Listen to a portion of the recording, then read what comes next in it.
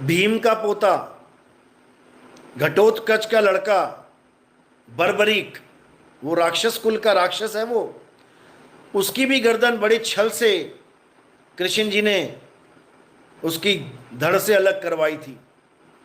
और लोग सोच रहे हैं कि उसको बड़ा वरदान मिल गया। अरे भाई, वो वरदान नहीं था, वो उसकी जो ताकत थी कि जिसको हारता देख लेगा उसके साथ लड़ेगा। और उसको ये वरदान था कि जिसके साथ वो खड़ा हो जाएगा वो हारेगा ही नहीं कभी। उस वरदान को विफल करने के लिए ये छल किया गया है, छल से उसकी गर्दन कटवाई गई है। उसको वरदान नहीं दिया है, वो एक लॉलीपॉप था केवल कि तेरा नाम होगा कलयुग में, तू पूरा युद्ध देख के जाएगा इस दुनिया से। वो लॉलीपॉप था, लॉलीपॉप के चक्कर में गर्दन काट के दे दी उसने। अगर ना देते उसको ये लॉलीपॉप तो पांडव जीत नहीं सकते थे, गारंटी की बात है। भले भगवान कृष्ण क्यों ना खड़े होते उनके साथ, तब भी ना जीत पाते पांडव। इसीलिए तो गर्दन काटी गई है। अगर डर ना होता हार का तो गर्दन क्यों काटते? युद्ध में कहते आजा तू भी, इतने खड़े तू भी आजा। लेकिन ऐसा नहीं है, ये छल किया गया उसके साथ। यानी राक्षस को भगवान बना के पुजवाने का एक लॉलीपॉप दिया गया कि तेरी पूजा होगी कलयुग में। अरे यहां कुतिया की पूजा हो रही है, कुतिया माता की जय चल रही है, यहां भेड़ों की पूजा हो रही है, बताओ। तो ये तो राक्षस है, वो भी एक महान योद्धा, उसको लॉलीपॉप देने में क्या क्या हर्ज है? कितनी देर लगनी चाहिए? दे दिया लॉलीपॉप। अरे उसकी गर्दन काटने के लिए दिया है, तुम्हें पूजने के लिए थोड़ी नहीं बोला कि तुम पूजा करने बैठ गए उसकी। जबकि गीता क्या कह रही है? हे अर्जुन, जो देवताओं की पूजा करेगा वो देवलोक को जाएगा, जो भूतों की पूजा करेगा वो भूतों के लोक में जाएगा, जो पितरों की पूजा करेगा वो पितर लोक में जाएगा। तो जो राक्षस की पूजा करेगा वो कहां जाएगा? तुम लोग राक्षस बनने की तैयारी में लग गए हो, तुम्हें ही राक्षस बनाया जाएगा। तुम्हें नहीं पता ये निरंजन का खेल कैसा है। ये द्वारपालों को, विष्णु जी के द्वारपालों को राक्षस बना देता है 2 सेकंड में। ये तुम्हें भी अगले सतयुग में राक्षस बनाएगा, ये जब नकली वाला सतयुग आएगा।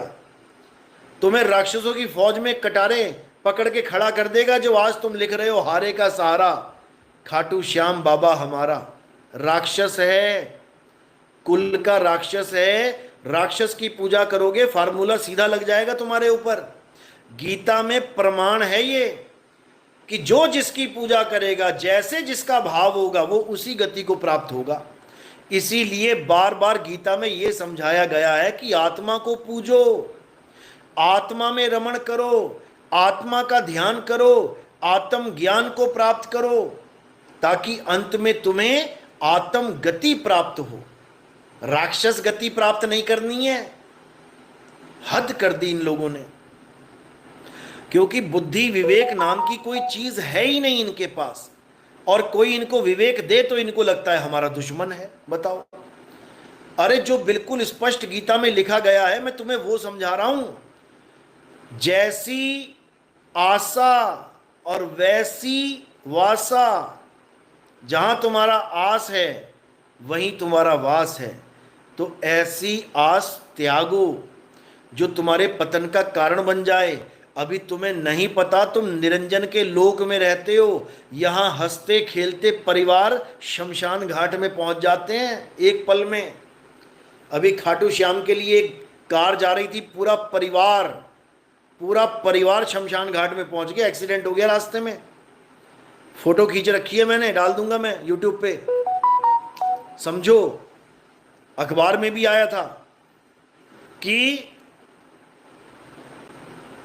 पूरा परिवार काल के गाल में चला गया। पूरा परिवार, और सोच रहा था कि हारे का सहारा खाटू श्याम हमारा। ये काल भगवान के आगे किसी की नहीं चलती। यहां महाकाल के भक्तों को रोड पे लेटा देता है काल भगवान। देखो जरा, जाओ कांवड़ यात्रा में, बड़े बड़े बैनर लेके चलते हैं, अकाल मृत्यु वो मरे जो काम करे चंडाल का, काल उसका क्या बिगाड़े जो भगत है महाकाल का। ये जयकारे लगाते हुए चलते हैं, और एक्सीडेंट होते हैं रास्ते में, वो पड़े होते हैं सारे। अब कहां से काल का दाव लग गया? क्योंकि इनको पता ही नहीं है काल कौन है। अरे 11वां अध्याय 32वां श्लोक पढ़ो, तुम्हें समझ में आएगा काल कौन है। पूरी दुनिया को मुंह में लेके बैठा है वो, समझ लो, पूरी दुनिया को। अध्याय 11, 26, 27 श्लोक पढ़ो, जिसको लोग कहते हैं हमारे कृष्ण जी का अवतार है, ये हमारे कृष्ण जी का विराट रूप है। एक बार पढ़ लो अपनी आंखों से, खुली आंखों से, दिमाग की भी आंखें खोल लेना। उसमें लिखा है कि आप हमारे जितने भी ये युद्ध में खड़े हैं, आप कौरवों की सेना को भी और हमारे परम योद्धाओं को भी, मुख्य योद्धाओं को भी चबा रहे हो मुंह में डाल के, और उनमें से कईयों के सिरों का चूरा चूरा हो गया है और लटके हुए तुम्हारे जबड़ों में। यानी तुम इंसानों का भक्षण कर रहे हो, किसी को नहीं बख्श रहे हो तुम। तो ये है क्या कृष्ण जी का रूप? कृष्ण जी आदमी खाते हैं क्या? कृष्ण जी इंसानों को खाते हैं क्या? मक्खन खाते हैं चोरी करके, समझ में आती है बात। इंसान भी खाते हैं क्या? ये निरंजन है मेरे भाई, निरंजन है ये। इसमें इतने सारे रूप दिखाए उसने, अर्जुन भी कंफ्यूज हो गया कि किसको कृष्ण कहूं और किसको काल कहूं। पूछने पे मजबूर हो गया कि आप हैं कौन। अगर केवल कृष्ण जी खड़े होते सामने तो पूछना ना पड़ता कि तुम कौन हो। वहां बकायदा पूछा गया है कि तुम कौन हो। अध्याय 11 पढ़ो जरा अच्छे से, 30वां श्लोक पढ़ो, 31वां पढ़ो, तुम्हें समझ में आएगा निरंजन क्या है। साफ बोला है, मैं इस दुनिया का खात्मा करने के लिए बड़ा हुआ काल हूं, मैं काल भगवान हूं। अब लो पंगा जरा उससे, कौन लेगा? हालत खराब कर देगा सबकी वो। लेकिन लोगों को ये बात समझ में नहीं आती, लोग भगवान मान लेते हैं उसको। क्यों? और कोई ऑप्शन नहीं है। करे तो करें किसकी पूजा? और कोई ऑप्शन ही नहीं है।